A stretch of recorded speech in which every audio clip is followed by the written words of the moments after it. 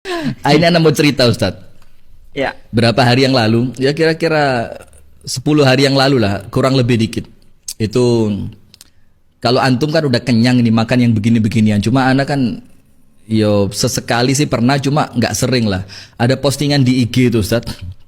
Ada salah satu ikhwan itu yang kemudian foto anak dipasang. Di sampingnya ada tulisan Kitab Tauhid gitu ya, Asy-Syaikh Muhammad At-Tamimi. Kitab ma'ruf ini antum tahu juga. Nah, sudah kemudian tulisannya gini Ustadz.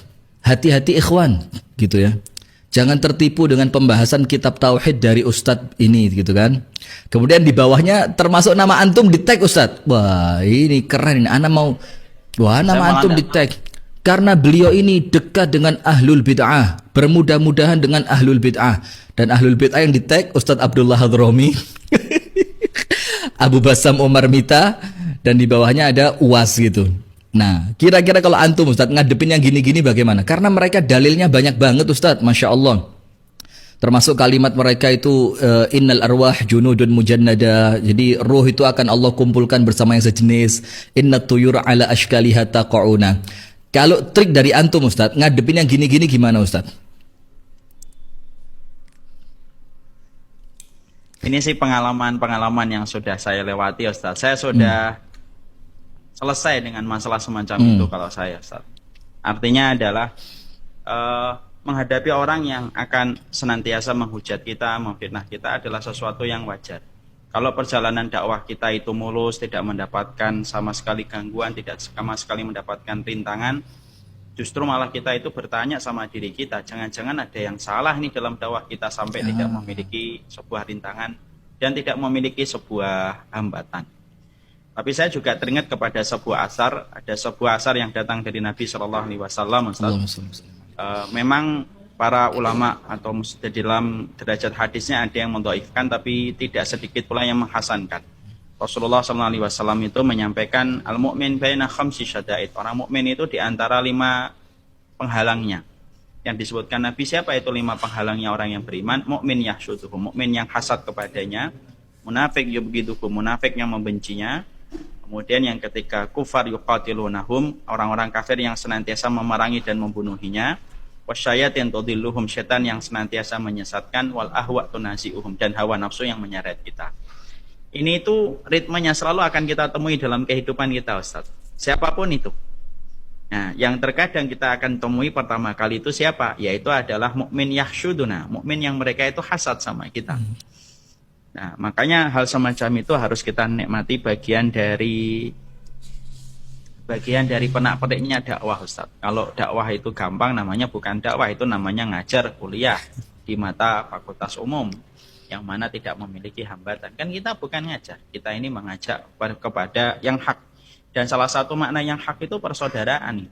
Saya tuh heran terus terang Ustaz, hari ini itu orang yang mengajak bersaudara itu seakan-akan tidak mengerti sunnah. Orang yang ngajak musuhan sama orang yang beriman itu seakan-akan mewakili sunnah.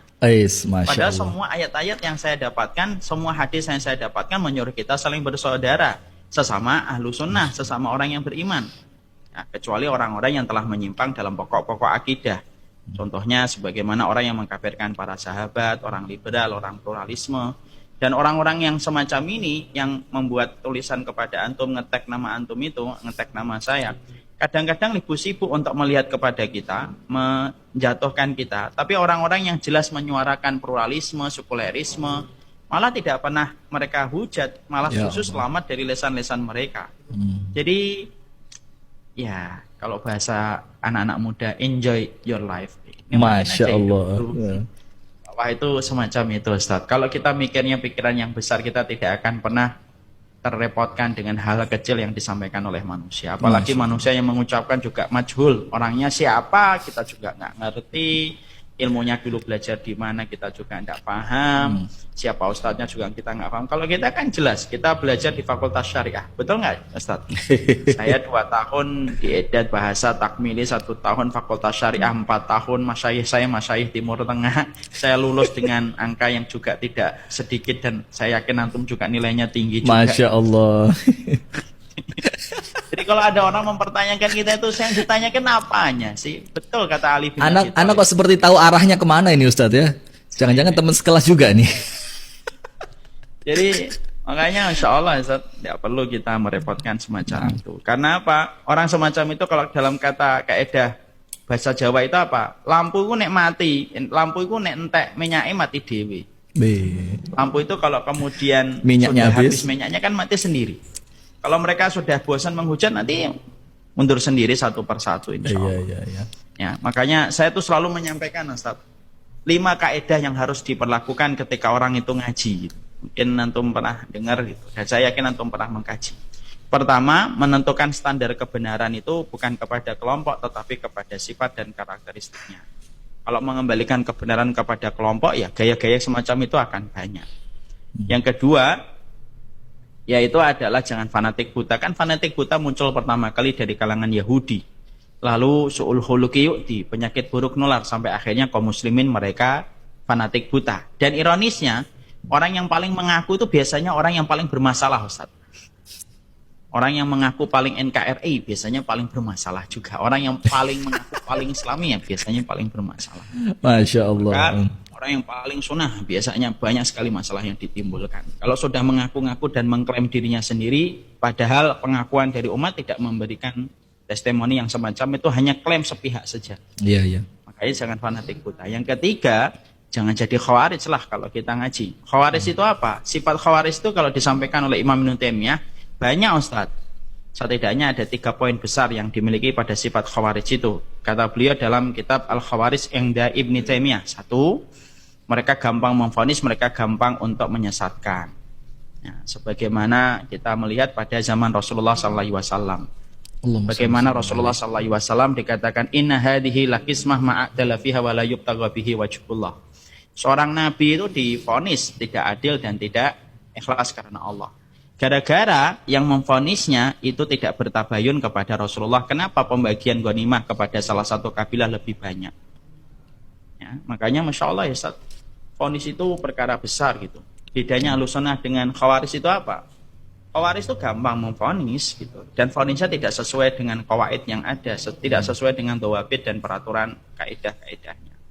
Yang kedua, orang Khawarij itu apa? Ahli ibadah luar biasa. Baik yang besar atau yang kecil dikerjakan semuanya. Makanya kan kata Rasulullah, Quran kamu tidak akan sama menandingi Qurannya mereka, salat kamu tidak akan pernah mampu menandingi salatnya mereka. Artinya orang-orang Khawarij itu Masya Allah di sisi ibadah itu luar biasa dalam yang wajib dan yang sunnah. Bukan berarti kita tidak beribadah, kita tetap beribadah. Jangan sampai nanti malam kita tahajud, nggak jadi daripada nanti Khawarij, nggak gitu juga. Tapi kalau kita Ahlussunnah itu kita getol, kita semangat melakukan yang wajib dan yang sunnah, tapi di sisi yang lainnya kita tidak gampang untuk menyesatkan, tidak gampang memvonis orang lain. Dan yang ketiga yang kita juga harus paham, sifatnya orang Khawarij itu adalah orang-orang kafir selamat dari lisannya, tapi orang-orang mukmin, orang-orang yang dohirnya mukmin malah tidak selamat dari lisannya. Nah itu kalau sudah semacam itu kan kita mampu dan kita harusnya mendiagnosa diri kita masing-masing kan. Saya ini gampang mengkafirkan enggak? Saya ini gampang menyesatkan enggak? Saya ini ahli ibadah tapi gampang menyesatkan ataukah tidak? Apakah saya ini orang kafir selamat dari lisan saya tapi orang muslim tidak selamat dari lisan saya? Setiap thalibul ilmi dan setiap pencari ilmu adalah orang yang paling berat dengan mendiagnosa dirinya dan bermuhasabah atas jiwanya. Apakah dia termasuk orang yang mendapati berbagai macam hal yang dikhawatirkan oleh para ulama terdahulu. Kemudian yang keempat ya harus mengerti perbedaan para ulama. Kemudian yang kelima ya ambil yang baik, buang yang buruk. Kita gunakan kaidah itu pada takaran yang sebenarnya. Jangan sampai berlebihan, jangan sampai menolak kaidah itu. Karena kaidah itu adalah kaidah yang sebenarnya sejatinya adalah ambil yang baik, buang yang buruk. Kalau yang salah jangan diambil, yang baik diambil. Bukankah Ibnu Qudamah mengambil kitabnya Imam Al-Ghazali, Ustaz? Betul nggak, Ustaz?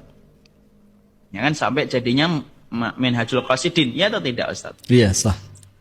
Semacam itu. Wallahu a'lam bishawab. Masya Allah. Jadi senyumin aja ya Ustaz. Santai aja gitu. Santai. Saya sudah melewati masa-masa itu. Iya, maka kita bincang begini Ustaz. Ini kayak ngadem no hati gitu Ustaz. Bayangin Kenapa? foto kayak ngadem no hati Ustaz. Oh gitu. Nggih, iya. insyaallah. Jadi foto dipajang, bahkan kitab yang nggak ikut apa-apa jadi korban Ustaz. Jangan tertipu dengan kajian kitab tauhid. Apalagi ada foto Gary lagi di sana. Ada foto Abu Shanum, ada foto Akhrik. Jadi terkenal mereka Ustaz.